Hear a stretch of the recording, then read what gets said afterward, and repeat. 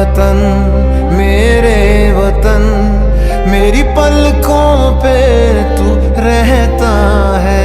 कहते हैं सुकून महसूस करना हो तो मोहित चौहान की आवाज सुनिए, और आज मोहित चौहान खुद हमारे साथ हैं।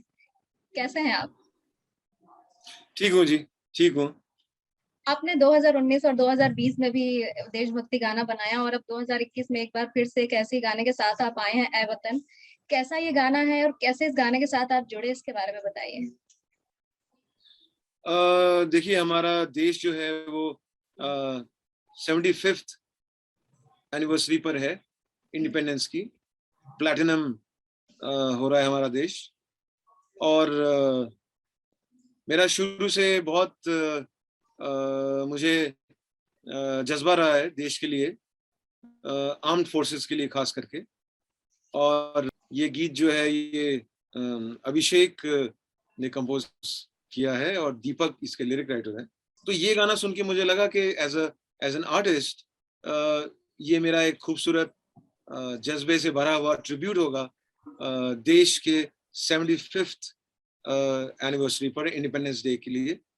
बिल्कुल, मैंने देशभक्ति का गाना जज्बा। सुना, बहुत ही अच्छा गाना, और फैंस के कमेंट्स भी देख रही थी, उन्हें भी बहुत पसंद आया। लेकिन उनकी शिकायत रहती है कि मोहित चौहान के गाने बहुत कम आते हैं अब।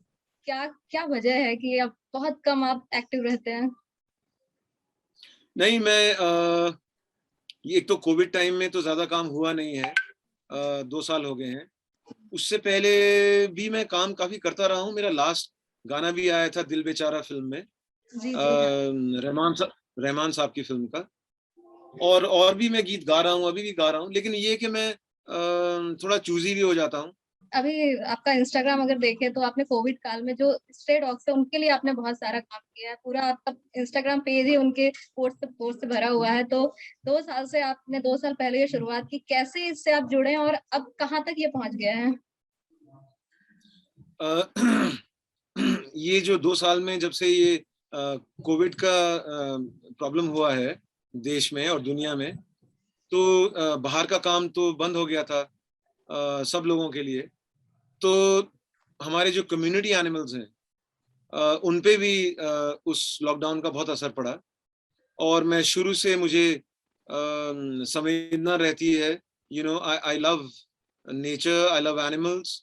और मुझे उनके लिए हमेशा दिल में दर्द रहता है, प्यार रहता है। तो जब ये लॉकडाउन शुरू हुआ तो हमने मेरी वाइफ है प्रार्थना, उनकी छोटी बहन है शगुना, तो हमने सबने मिलकर एक ट्रस्ट भी बनाया है, एनिमल्स आर पीपल टू, जिससे उनको भी, एनिमल्स को भी डिग्निटी के साथ रहने का हक है, और वो हमारे साथ इस धरती को शेयर करते हैं। रीमिक्स को लेकर आजकल बहुत ट्रेंड छाया हुआ है, कोई भी बहुत ही अच्छा गाना होता है उसका रीमिक्स आ जाता है। आपके क्या विचार है इन पे? वो जो संगीत को प्यार करने वाले लोग हैं, संगीत के जो लिसनर्स होते हैं, वो उन चीजों को एक्सेप्ट नहीं करते हैं। तो आप उसको बना के रिलीज भी कर दोगे तो वो रियल जो लिसनर्स होते हैं वो लोग उसको अप्रिशिएट नहीं करते हैं और पसंद नहीं करते हैं। तो कभी कभार कोई अगर रिमिक्स किसी ने बनाया है, जैसे किसी फिल्म में अगर कोई गाना है, फिल्म का जो थीम है वो 70s का है, और उसमें आपने कोई 70s का एक गाना उठा के उसको थोड़ा डाल दिया है, थोड़ा सा चेंज करके, तो फिर भी चल जाता है। लेकिन उसको ट्रेंड बनाना और सारे पुराने गाने उठा के उनको नए गाने, और उसमें फिर आप अलग टाइप का बीट डालना, कई बार लिरिक्स भी चेंज कर दिए हैं। कई मैंने गाने सुने हैं जिसमें पुराना गाना लेके उसके लिरिक्स भी चेंज कर दिए हैं। तो जिस गाने के साथ आप बड़े हुए हैं सुन सुन के, उसको जब आप लिरिक्स चेंज कर देते हो तो उसका मतलब खत्म हो जाता है। तो मैं उस चीज के हक में नहीं हूँ ऐसे। एज एन आर्टिस्ट मुझे लगता है वो वेस्ट ऑफ टाइम है। और बहुत सारे इस समय सिंगिंग रियलिटी शोज भी आ रहे हैं, उनके बारे में आपके क्या विचार हैं? देखिए, वो टेलीविजन प्रोग्राम्स हैं, जी। उसमें जो लोग गाना गाते हैं अच्छा गाते हैं। लेकिन मुझे पर्सनली ये लगता है कि उसमें सारे सिंगर जो होते हैं वो किसी के गाने, गाए हुए गाने गाते हैं। और भी कुछ गीत आ गए थे मेरे। तो एक दिन मुझे मैसेज आया, फोन आया मुझे इम्तियाज का कि आपको प्रीतम फोन कर रहे हैं पिछले 2-3 महीने से, और आप फोन पे अवेलेबल नहीं हो पा रहे हो, आप किधर हो? तो हुआ ये था कि मैं बॉम्बे में था और उसके बाद मैं हिमाचल चला गया अपने घर। और ये मैं बीच बीच में करता रहता हूँ। मैं हर 5-6 महीने में, 7 महीने में पहाड़ चले जाता हूँ और फिर पहाड़ में मैं घर जाता हूँ। उसके बाद कुछ दोस्तों के साथ ट्रैकिंग पे चले जाता हूँ, कई बार जंगलों में ऊपर चले जाता हूँ, कैंपिंग करता हूँ और फिर मुझे वहीं पर रम जाता हूँ फिर मैं कई बार। तो फिर मुझे दिन दुनिया का सुध ज्यादा नहीं रहता है, तो वो फोन आता रहा होगा, मुझे मालूम नहीं पड़ा और मैंने ध्यान भी नहीं दिया।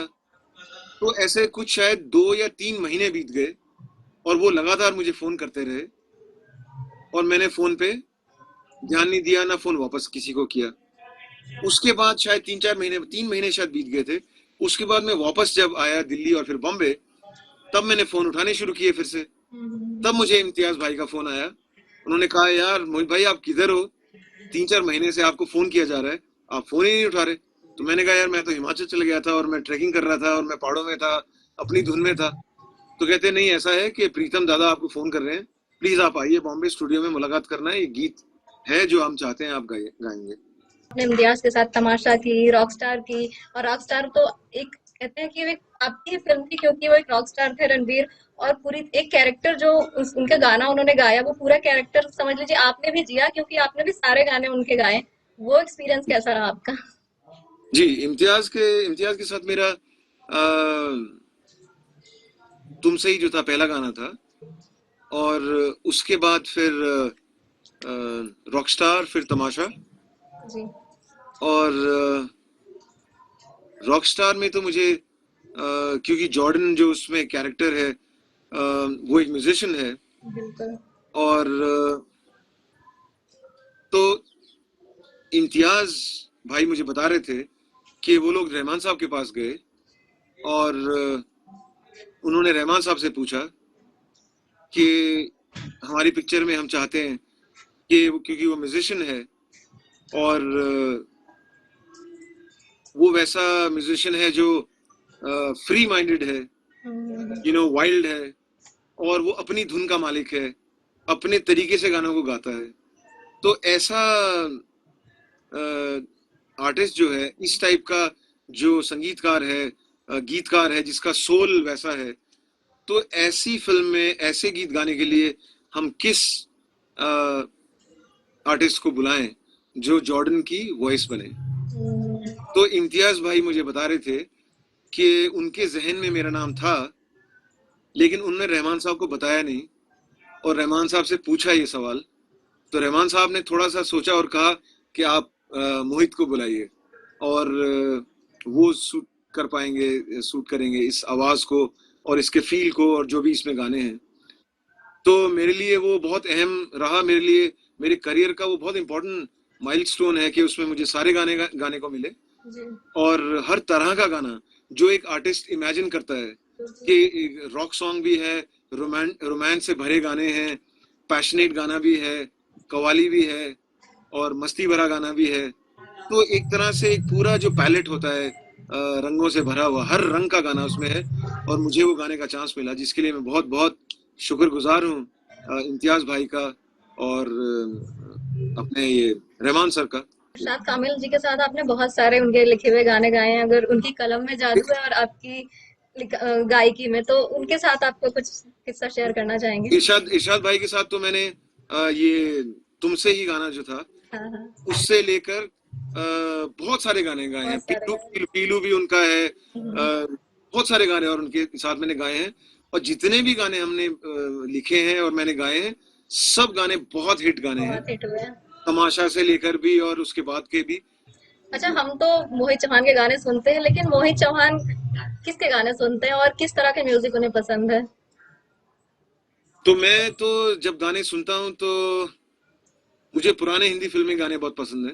अच्छा। किशोर कुमार साहब के गाने, उनको मैं गुरु मानता हूँ क्योंकि उनके गाने सुन सुन के सीखे हैं हम लोग। उनके साथ रेडियो पे गाना आ रहा है, उसके साथ गा गा के, क्योंकि मैंने संगीत नहीं सीखा, मैंने साइंस पढ़ा कॉलेज में, तो कोई ट्रेनिंग नहीं है म्यूजिक की।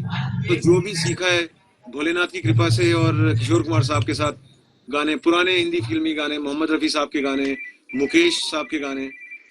जी, बहुत ही खूबसूरत जगह से आप आए हैं, हिमाचल से। वहाँ का आपका एक्सपीरियंस कैसा रहा? आपका आपका बचपन कैसा रहा उसके बारे में बताइए और फिर हम खत्म करते हैं इंटरव्यू। जी जी, तो मैं हिमाचल में मेरा जन्म हुआ नाहन शहर में, जी। जो सिरमौर डिस्ट्रिक्ट है हिमाचल प्रदेश में, और वो मेरी जन्मभूमि है। वहीं मेरे माता पिता रहते हैं। लेकिन उसके बाद मैं नाहन में भी पढ़ाई मैंने करी, और मैं सोलन में भी पढ़ा, कुल्लू में पढ़ा, धर्मशाला में रहा मैं 5-6 साल, जहाँ से मैंने मास्टर्स किया। तो जो वो बर्फ से ढके पहाड़ होते हैं, वहाँ की नदियाँ, घने जंगल, उनसे मेरे को बहुत लगाव रहा है शुरू से। और मेरा हमेशा से रहता था कि मैं पहाड़ों में चलूं, ट्रैकिंग करूं, कैंपिंग करूं, और वहाँ रात को आग जला के बैठना तारों के नीचे। तो एक तरह से वो मेरे लिए बहुत इंस्पिरेशन का सोर्स रहे हैं। और हिमाचल, जो हिमालय जो है हमारे, वो शिव की भूमि है, भोलेनाथ की भूमि है, स्पिरिचुअल जगह है, साधु संतों की जगह है। तो ऐसी जगह में जब आप समय बिताते हैं कि, और वहाँ तन्हाई भी बहुत रहती है, सॉलिट्यूड बहुत रहता है, तो आपको मौका मिलता है कि आप अपने अंदर झांकें, अपनी खूबियों को पहचानें, अपनी कमियों को भी पहचानें, और आर्टिस्टिक जो आपकी एस्पिरेशंस हैं उनको आप एक्सप्रेशन कैसे देंगे, क्या करें, तो वो आप सीख सकते हैं वहां से। नेचर से बहुत कुछ सीखने को मिलता है।